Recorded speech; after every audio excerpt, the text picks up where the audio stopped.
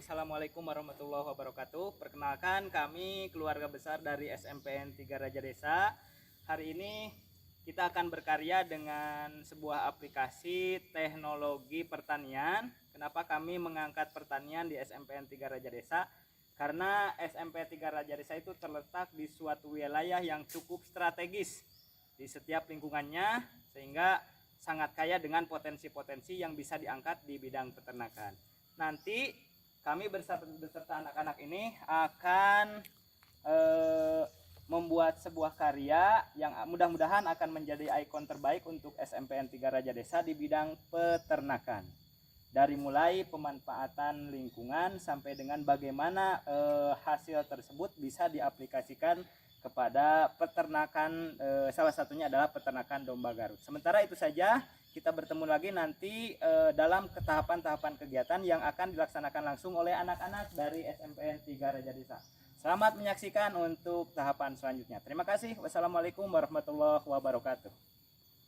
Hari ini kita akan melaksanakan tahapan yang kesekian kalinya dari program kita pemanfaatan teknologi pertanian, yaitu kalian akan dibawa belajar membuat pakan fermentasi. Apa itu pakan fermentasi? Sesuai awal Bapak sudah mengatakan bahwa fermentasi adalah suatu cara pemanfaatan pakan yang melimpah. Bagaimana caranya pakan tersebut bisa bertahan lama? Maka pakan tersebut akan difermentasi dengan partisipasi atau bukan melibatkan mikroorganisme anaerob yang nanti akan mengurai pakan tersebut, sehingga pakan tersebut walaupun disimpan beberapa lama tetap bisa dimakan oleh pakan tersebut.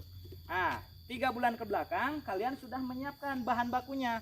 Kenapa? Karena yang paling utama dari fermentasi adalah bahan baku, yaitu rumput. Ya. Kalian 2 bulan ke belakang sudah menanam rumput. Nah, ini adalah hasil tanaman kalian. Nah, hari ini akan kalian panen. Akan kalian potong untuk bahan fermentasi. Biar tidak lama, sekarang kita menuju ke lokasi bahan baku ya. Karena yang kalian tanam itu ada 3 jenis yang kemarin. Ada tanaman odot di sana, ada rumput pakcong. Nanti kalian juga bisa melihat ke sana bagaimana hasil tanaman kalian. Ada juga rumput isamela. Nah, lupa lagi namanya isamela. Nah, sekarang kita akan menuju ke bawah. Silahkan kalian potong. Nanti setelah potong kalian akan dilanjutkan dengan tahapan selanjutnya. Oke, sudah siap? Siap. Coba masih ingat moto dari SMPN 3 Raja Desa? Apa? Kompak. Oke, sekali lagi akan Bapak panggil Netira. Kalian bunyikan kompak secara bersama-sama. Netira! Kompak. Silakan.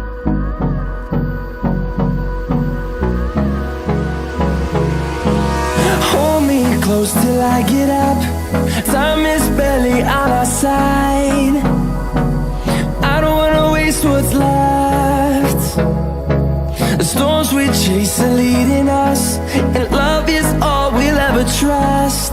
Yeah, no, I don't wanna waste what's left. And on we'll go, through the wastelands, through the highways, till my shadow turns to sun rays. And on we'll go, through the wastelands, through the highways, and on we'll go.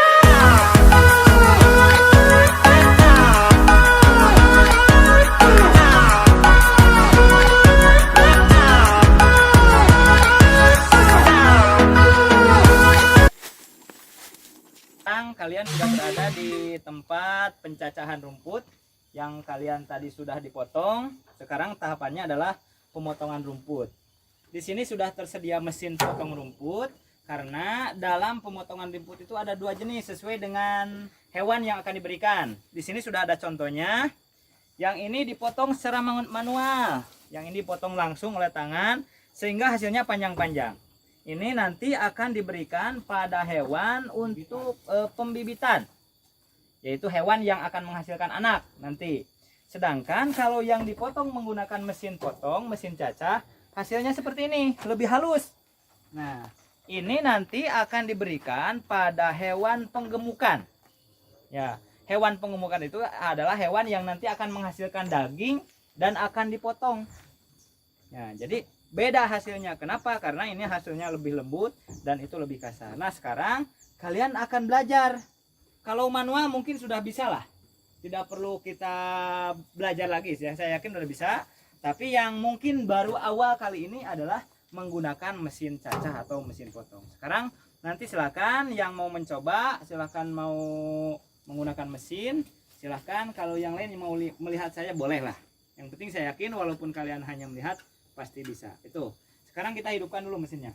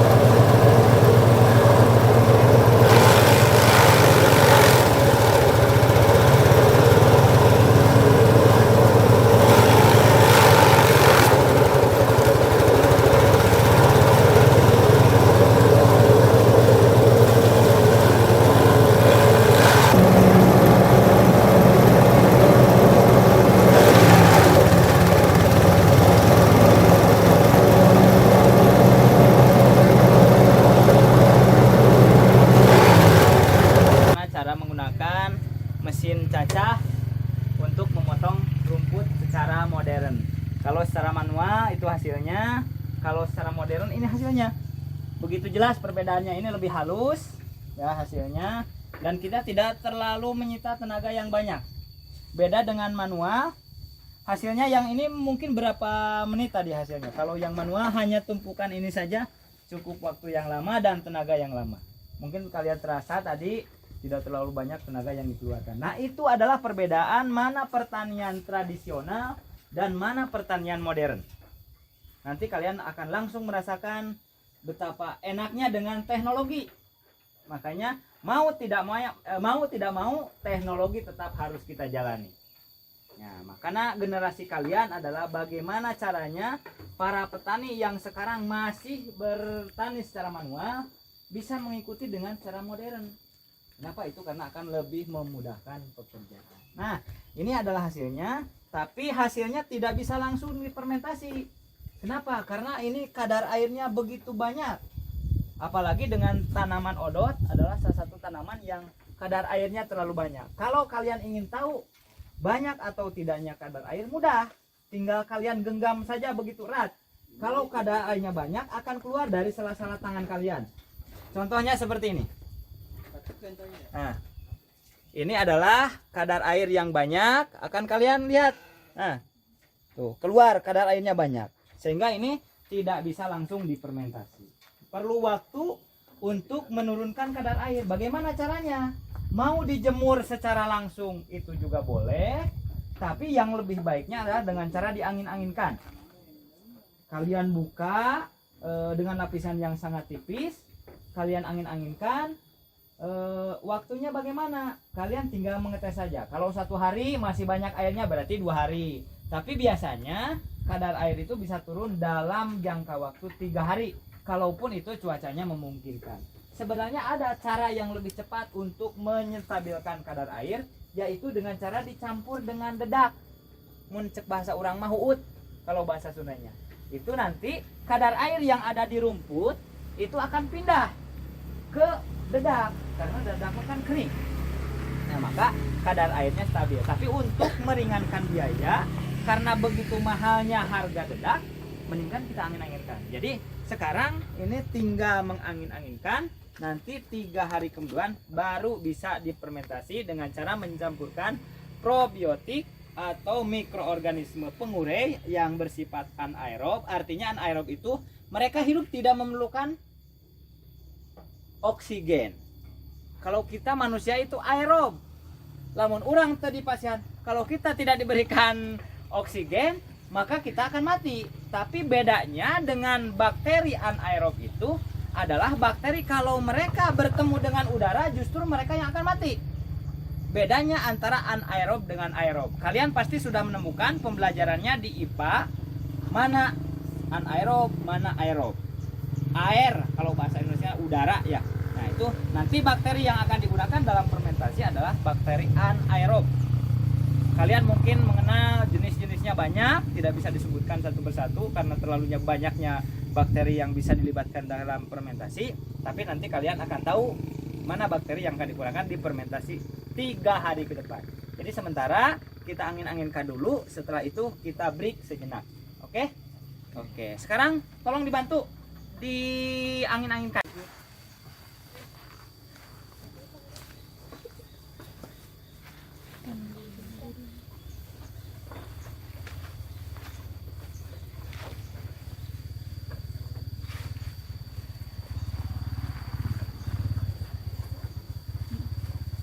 Oke, cukup kayaknya. Sekarang kita istirahat terlebih dahulu.